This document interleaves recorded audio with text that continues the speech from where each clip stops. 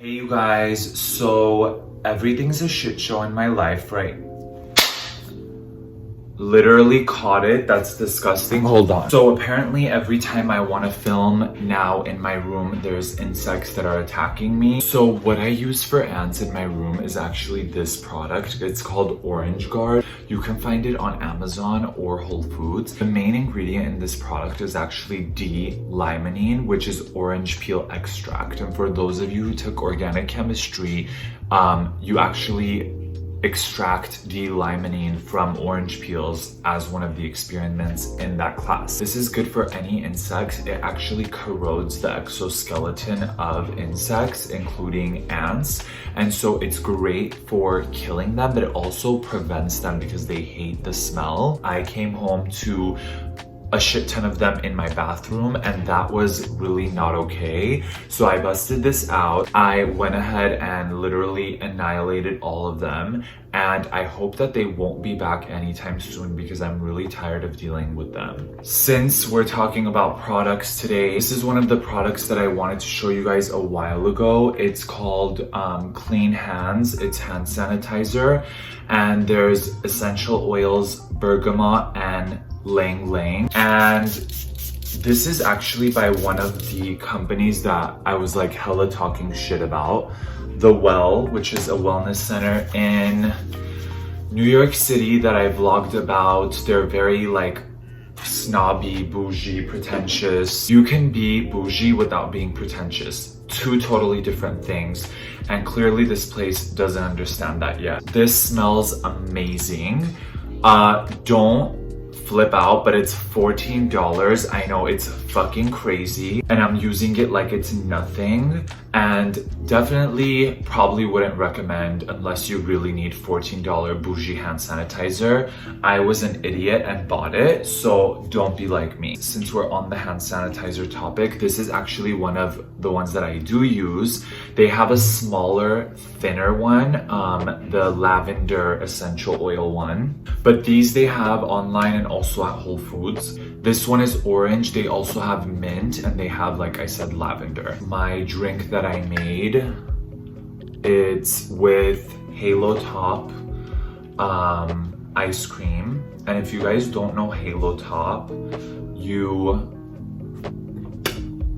not missing out like crazy. But the other products I wanted to show you guys, I bought this out of desperation when people were going apeshit over hand sanitizer. This is a brand called Baby Ganix. I've been a fan for a while, and yes, it's actually for babies, but I like to buy it because their ingredients list is pretty clean, of course.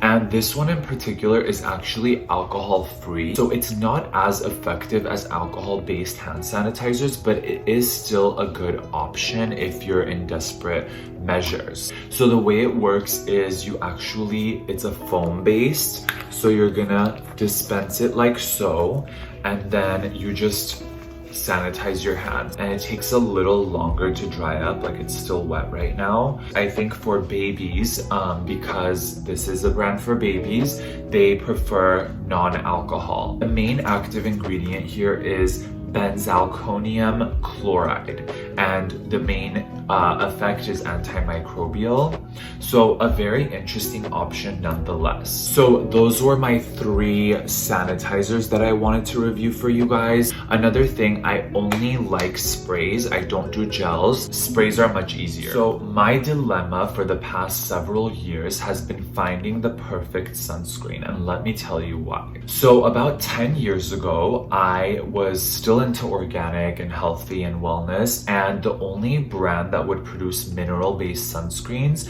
was Badger Balm. So mineral-based sunscreens, for those of you who don't know, are a sheet of layer that sits on top of your skin that acts as a physical barrier between your skin and the sun. Most sunscreens in general are chemical-based sunscreens, so they actually enter your bloodstream and they act on a chemical level, fighting off the UV rays. So for people who don't want certain things into their bloodstream, or maybe they just want to limit their exposure to things like that, they use mineral-based sunscreens. There's a couple issues that I've had with mineral-based sunscreens, first of all, they tend to be very thick, okay? So it takes a lot of rubbing and a lot of energy to actually just like smooth it out onto your skin and get it so that it doesn't have a white finish. So the sunscreens I'm gonna talk about today are these two. This one's called Michelle Dermaceuticals. It's from Whole Foods. It was about $15 or $20, and then this one is Bare Republic SPF 50, and then lastly this one is Obagi Medical. It is SPF 50 and it has a matte finish, so it does have that thick white consistency that I was talking about. I can even apply it while I'm talking to you guys. So this brand is actually dermatology approved. I bought it at like a dermatology appointment, so it is very medical oriented. So I definitely feel like it works really well and all that good stuff. But again, as you can see, as I'm rubbing it out, it's still gonna have sort of like a white finish. Okay, so I don't know if you guys can tell, but it does definitely have a slight white finish, and that's what I don't like about it. The other thing about these mineral sunscreens, I think most of them are not water resistant. These two claim to be water resistant for 80 minutes, which is pretty good, and I like that. Whereas this one still has that white finish, and this one claims to be clear. I used this one all weekend, and I have to say it's not completely clear. You do still have to rub it in for it to become clear on your skin. All that to say, I'm kind of getting tired of mineral-based sunscreens. At this point, I have 3 mineral-based sunscreens. I also have another facial sunscreen by Pharmacy. It's also mineral-based, and it also has the same issues I have with these. So if you guys know of any good brands with mineral sunscreens, let me know, but I more than likely will have to wait a while before I can purchase another one. Alright guys, hope you liked today's vlog. That was super short, and let me know what you guys think in the comments below, and have a good rest of your weekend. Bye!